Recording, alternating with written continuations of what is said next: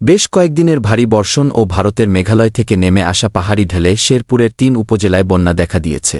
এতে তলিয়ে গেছে প্রায় শতাধিক গ্রাম, পানিবন্দী লক্ষাধিক মানুষ। বন্যা পরিস্থিতি নিয়ন্ত্রণে একযোগে কাজ করছে জেলা প্রশাসন, সেনাবাহিনী, বিজিবি সহ একাধিক স্বেচ্ছাসেবী সংগঠন। ঢলের পানিতে আটকে পড়া দুর্গতদের উদ্ধারে টাঙ্গাইল থেকে সেনাবাহিনীর ৬টি উদ্ধারকারী দল এরই মধ্যে শেরপুরে কাজ করছেন। শনিবার বিকেল ৩টা পর্যন্ত অন্তত ২ শতাধিক আটকে পড়া বন্যার্তকে উদ্ধার করেছেন তারা। আটকে পড়াদের মাঝে শুকনো খাবারও বিতরণ করা হয়েছে।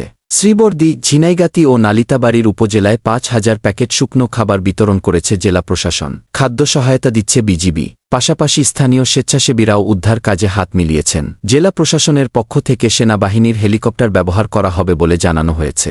এদিকে ঢলের পানিতে ডুবে শুক্রবার রাতে নালিতাবাড়ি উপজেলায় ২ ব্যক্তির মৃত্যুর সংবাদ নিশ্চিত করেছে প্রশাসন। শনিবার দুপুরে শেরপুর নালিতাবাড়ি আঞ্চলিক সড়কের রানীগাঁও জোড়া ব্রিজের কাছে প্রবল পানির তোড়ে সড়কের কিছু অংশ ভেঙে যাওয়ায় উপজেলার সাথে সড়ক যোগাযোগ বিচ্ছিন্ন হয়ে গেছে। এদিকে বন্যাকবলিত এলাকার সবকটি স্কুল, কলেজ ও মাদ্রাসাকে আশ্রয়কেন্দ্র ঘোষণা করা হয়েছে বলে জানিয়েছেন নালিতাবাড়ি উপজেলা নির্বাহী কর্মকর্তা মাসুদ রানা। ঢলের পানিতে জেলার ৬৫,০০০ কৃষকের প্রায় ৩৫,০০০ হেক্টর আমন এবং প্রায় ৯০০ হেক্টর জমির সবজি ক্ষেত তলিয়ে গেছে। ভেসে গেছে ৩,০০০ ঘেরের মাছ। উপজেলায় প্রায় লক্ষাধিক মানুষ পানিবন্দী হয়ে পড়েছে বলে জানিয়েছে জেলা প্রশাসন।